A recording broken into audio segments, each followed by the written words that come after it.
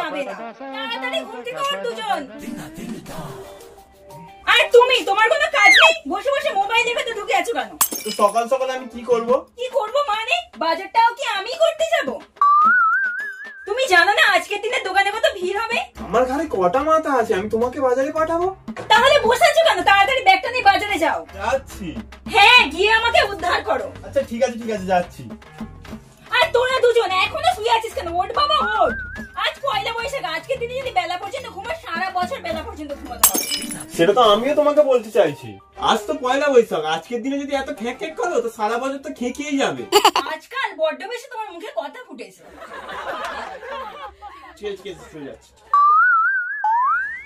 বলছি একটা কথা বলবো, কি বাজার করবো সেটা তো বললে না। আচ্ছা আজকের দিনে তোমরা কি খেতে চাও বলো?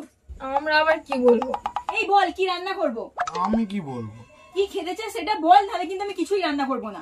ভাত, তার সাথে মাছের মাথা দিয়ে ডাল, সাথে ইলিশ ভাপা, চিংড়ি মাছের মালাইকারি, মুরগির মাংস, পুরো জমে যাবে দুপুরটা। তার সাথে খাসির মাংস, আমের চাটনি আর পায়েস, তার সঙ্গে দই আর মিষ্টি। আমাকে কি দেখে মনে হয় আমি তোমাদের বাড়ির চাকর? আরে তুমি তো বললে যা খেতে চাইবে তাই খাওয়াবে। আমি এত কিছু রান্না করতে পারবো না। তাহলে জিজ্ঞাসা করলে কেন? শুধু ভাত আর মাংস ঝোল করবো, সেটাই খেতে হবে। যেহেতু সেই তোমার পছন্দ মতোই রান্না করবে, তাহলে আমাদের পছন্দটা জিজ্ঞাসা করলে কেন? আচ্ছা ঠিক আছে, তোমরা কি খেতে চাও সেটা বাজার করে নিয়ে আসো, আমি সব রান্না করে দিচ্ছি। এই গেলাম আর এই এলাম, টাটা। ও তোরা দুজনেই ছাদে আছিস আর আমি সারা বাড়ি খুঁজে খুঁজে বেড়াচ্ছি। আজকের দিনে তোদের দুজনের কি কোনো কাজ নেই? একজন বল খেলছে আর একজন কানে ফোন গুঁজে আছে। উফ, মায়ের হাতে হাতে তো একটু কাজও করতে পারিস। আমি একা একা করে হাঁপিয়ে যাচ্ছি। এনে ধর, তোদের জন্য হলুদ এনেছি। ভালো করে হলুদ মেখে স্নান করে নতুন জামাটা পরে নে। দুজনকেই বলছি বেশি দেরি না যেন হয়, আর আজকের দিন আমার মাথাটা গরম করাবি না। হ্যাঁ হ্যাঁ, হলুদ মেখে স্নান করছি। ওই হলুদটা এখানে রেখে গেলাম। ঠিক আছে। হ্যাঁ রে, তোকে তো আমি নিম পাতার হলুদ মেখে স্নান করতে বললাম, আর তুই মুখে কি যাই তাই মেখে বসে আছিস। এটা যাইতেই চিনিস না? এটা মামার্থ চিয়া ফেস প্যাক। কই, কোনোদিন নাম শুনিনি তো। নিউ লঞ্চ হয়েছে। মামার্থ আমাদের জন্য সবসময় সেরা কিছু নিয়ে আসার চেষ্টা করে। এটা ভালো। হ্যাঁ, এটা পুরোপুরি ন্যাচারাল আর dry like texture with the goodness of chia seed and ceramide. Chia seed আমাদের স্কিনকে হাইড্রেটস করে আর সিরামাইড স্কিন ব্যারিয়ার রিপেয়ার করে। এমনকি আমি এটার পিএইচ লেভেল টেস্ট করাই, যার রেঞ্জ হয়েছে 6, যেটা আমাদের স্কিনের পক্ষে অনেক ভালো। এটা কি করে ব্যবহার করে? এটা অ্যাপ্লাই করা খুব ইজি। প্রথমে পরিমাণ মতো ফেস প্যাক নিয়ে আমাদের মুখে আর গলায় ভালো করে লাগিয়ে নিতে হবে। দেন 15 মিনিট অপেক্ষা করার পর একটা নরম ভিজে কাপড় দিয়ে প্যাকটাকে রিমুভ করে ভালো করে ধুয়ে নিতে হবে। এটা ইউজ করার পর আমাদের স্কিনে একটা ইনস্ট্যান্টলি ব্রাইটেনিং এফেক্ট দেয়। আচ্ছা, এটা আমি ব্যবহার করতে পারবো? হ্যাঁ, তুমিও এটা ইউজ করতে পারবে। এটা তুই কোথা থেকে কিনেছিস? এটা তুমি অ্যামাজন, ফ্লিপকার্ট, নাইকা, পার্পেল, এমনকি অফলাইন যে কোনো স্টোরে পেয়ে যাবে। এছাড়াও মামার্থের নিজস্ব ওয়েবসাইট আর অ্যাপে এটা কেনার সময় কেউ যদি আমার কুপন কোড PAKHIRA2025 ইউজ করে, তাহলে এক্সট্রা 20% ডিসকাউন্ট পেয়ে যাবে। তাহলে এটা আমি নিয়ে নিচ্ছি, তুই নতুন একটা কিনে নে। আচ্ছা ঠিক আছে, পয়লা বৈশাখে এটা আমার তরফ থেকে তোমার গিফট। তবে অনেক কাজ বাকি আছে, স্নানটা করে তাড়াতাড়ি নিচে আয়। হ্যাঁ তুমি যাও, আমি যাচ্ছি। এত গরমে যে রান্না করাটা কি কষ্টকর। কেন যে এতগুলো পদ রান্না করতে গেলাম কে জানে। শুধু মাংসর ঝোল ভাত করলে ভালো হতো। আজকের দিনে সবাই ছুটি কাটাচ্ছে, কিন্তু আমার ছুটি নেই। আমাকে ঠিক রান্না করতেই হচ্ছে।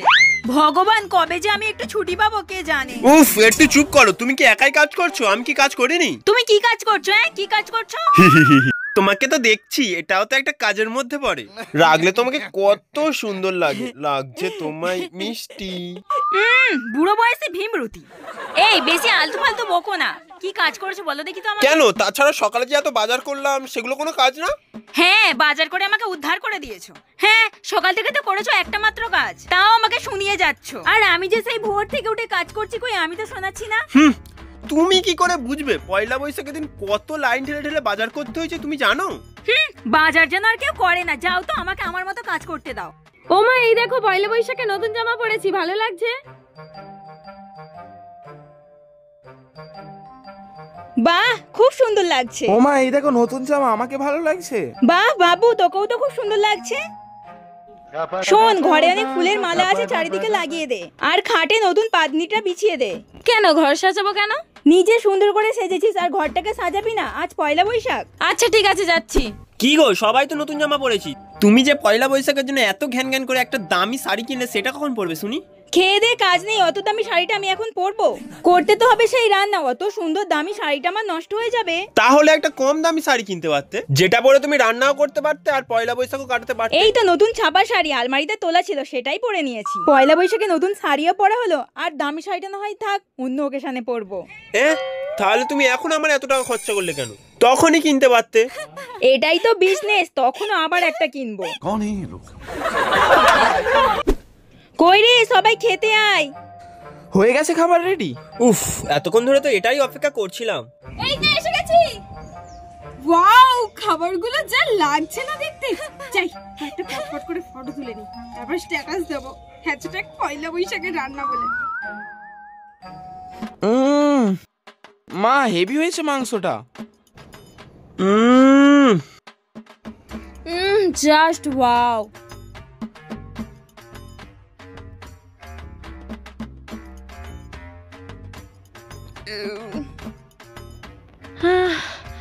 ও মা, পেট ভর্তি হয়ে গেছে, আর খেতে পাচ্ছি না। খেতে পাচ্ছিস না মানে এটা কি, পুরোটা খাবি? আমি সকাল থেকে এত কষ্ট করে রান্না করলাম তোদের জন্য, আর তোরা বলছিস খাবি না? আচ্ছা বাদ দাও না, খেতে যখন পাচ্ছি না জোর করে খেয়ে কি হবে?